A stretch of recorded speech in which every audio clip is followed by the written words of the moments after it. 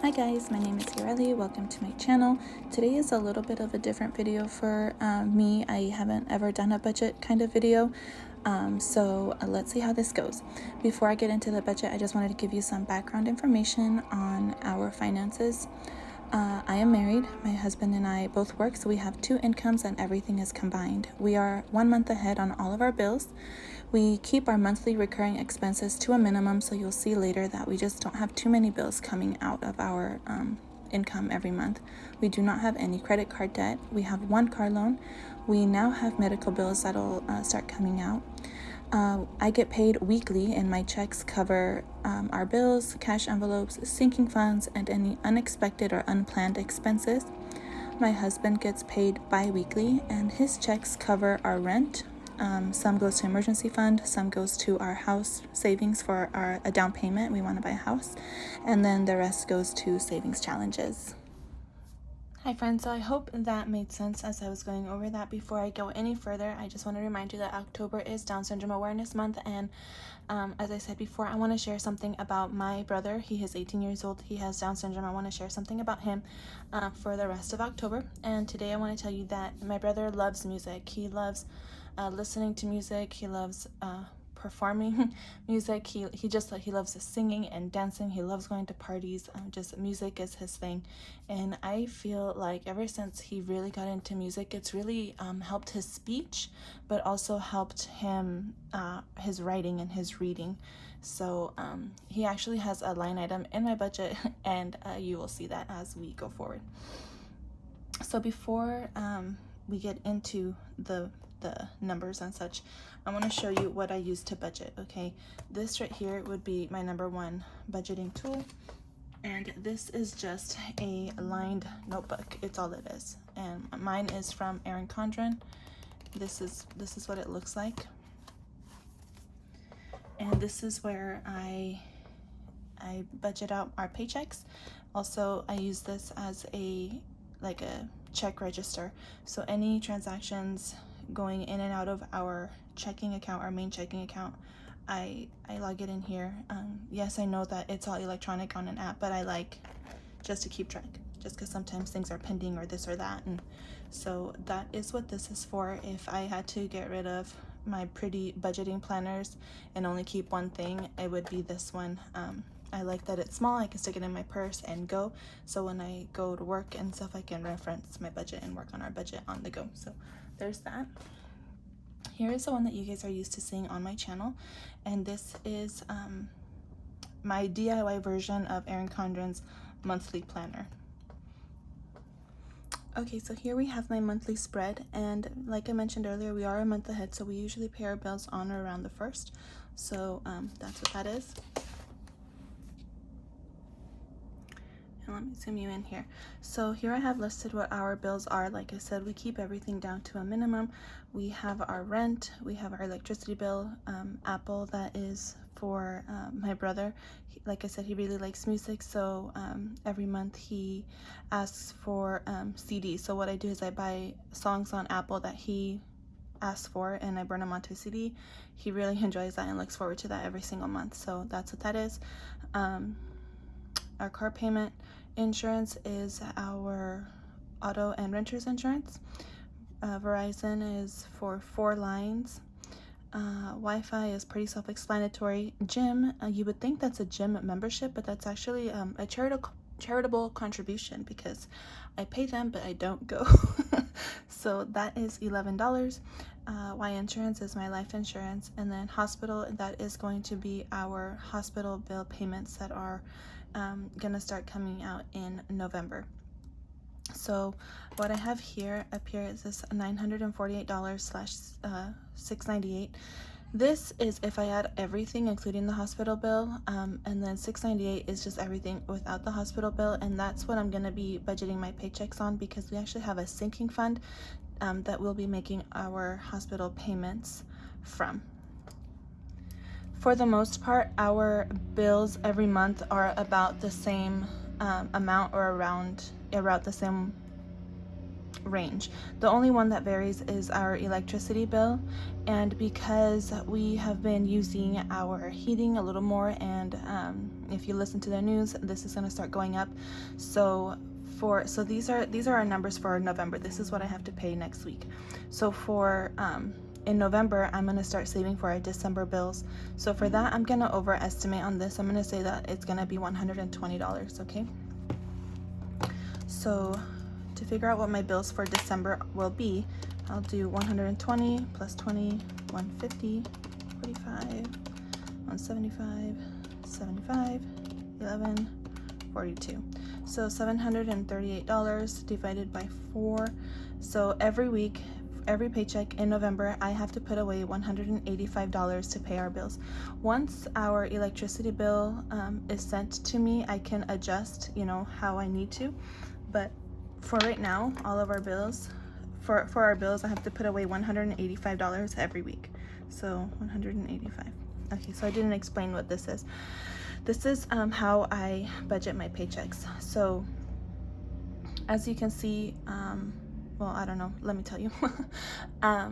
For our budget, like I have to make sure that our bills are paid, obviously. But then after that, I really need it to be very flexible and very fluid without having to change a whole lot of things every single month, if that makes sense. So what I do is next week I will do this same spread for our December bills, and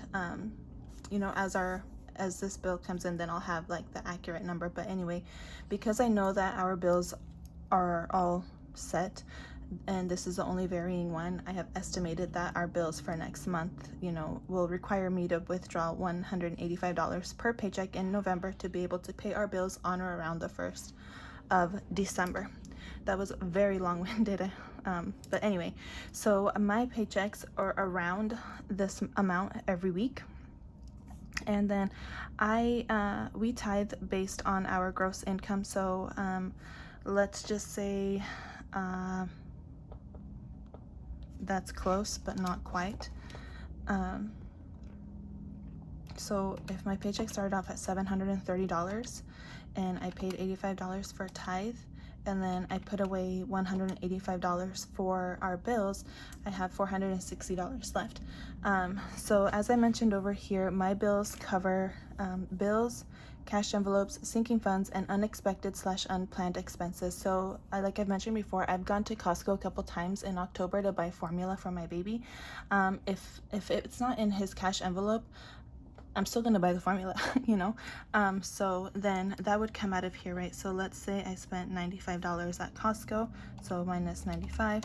So I have $365 left for our cash stuffing / our buffer, right? So let's just do, $350 for our cash stuffing, which would leave $15 as a buffer, right? So minus 350 equals 15. So then this is how I budget my paychecks. And for my husband, like I mentioned over here, his checks cover our rent, our emergency fund, our house savings, meaning for a down payment, and our savings challenges. So that's what I use his paychecks for, and it's the same format here. I write, the pay date, the amount, how much goes to tithes and offerings, and then I break them down. I break down each one of these things. That way, when we get our paycheck, I know exactly where the money is going. And once I do each of these things, like I check it off, because I don't know about you, but I just love checking stuff off. Do you guys like make a to-do list and already write down things that you've already done? I mean, I can't be the only one. I love checking things off. It makes me feel so accomplished. All right, so then we come to this spread, and this is how I keep track of our cash envelopes. But because I'm technically still working on the one from October, I'm going to do it on a separate sheet. I just wanted to show you this. These are all of our our cash envelopes that would go, like typically in your wallet or whatever. These are our sinking funds, and then our savings challenges are listed down below. I still haven't decided what I want to do for November, but that's another video for another day. So let's go to a blank notes page, and I am going to write down all of the cash envelopes and sinking funds that we are going to be stuffing this week. Oh, okay. And then I failed to mention that I've already done my paycheck budget that I just showed you for this last paycheck in October. And the amount that we have to cash stuff this week is $285. Yeah. So I'm just going to list down all of the cash envelopes.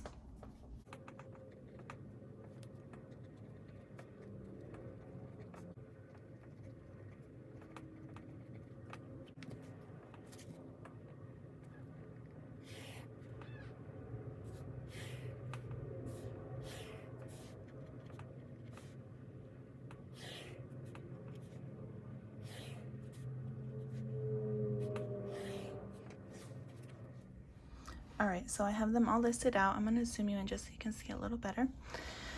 And I have $285 to work with. And so I'm going to do 120 for groceries, 15 for my husband. Baby is going to get 10.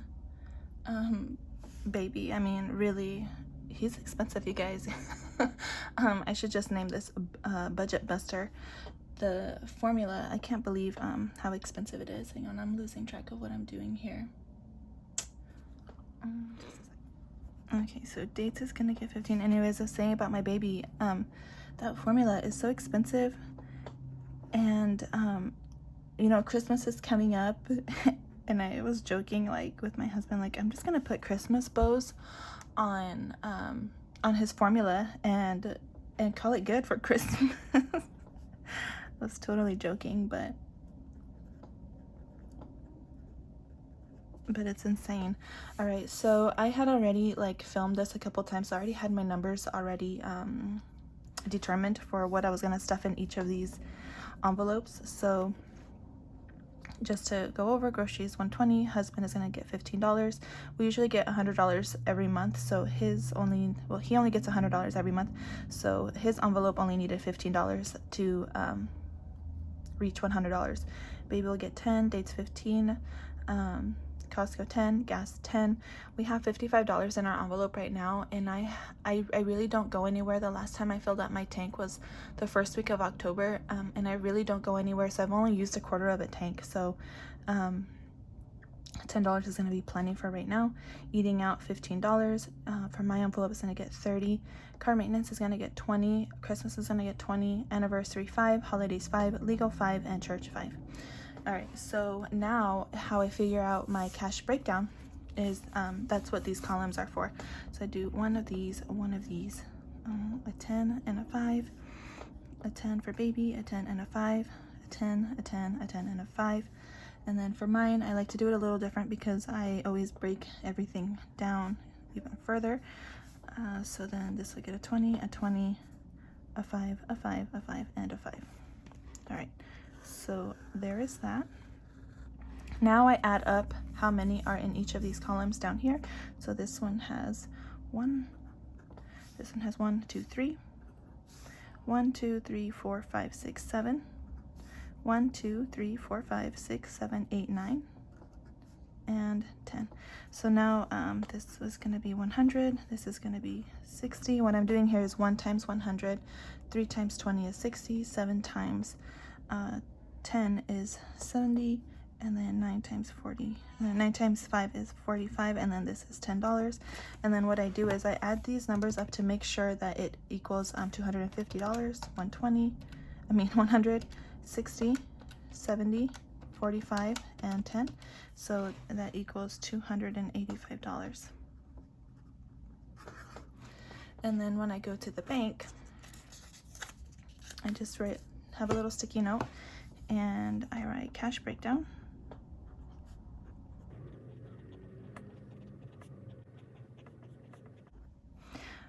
Okay, so I have my cash breakdown, have the denominations listed over here on the side, and then I will just write down that I need 1 100, I need 3 20s, I need 7 10s, 9 5s, and 10 1s. And then can't forget to be nice, so thank them for doing that for me. So guys, that is a basic overview. if you want me like to do it again and do it throughout the month of November, just this last portion, of how I budget my paycheck and how I figure out what's going out in each envelope, like, let me know. Actually, I'm just gonna tear this up. And I can work on that for you. I hope this wasn't too confusing. If you have any questions, let me know. If you have, if this, helped you in any way or entertained you, let me know. If you're like, your girl, this is not, your forte, stay out, let me know. I don't get offended, I promise. This system that I have down, like, it works. It's pretty automatic, and I don't have to put too much thought in it. I just have to go in and make sure that everything has money, like for bills and stuff. But other than that, everything is pretty automatic, and I don't have to spend too much time every week because I have been doing this for so long. Anyways, guys, now I'm just rambling. I hope you guys all are doing well, and thank you for spending time with me today, and I will talk to you guys next time. Bye.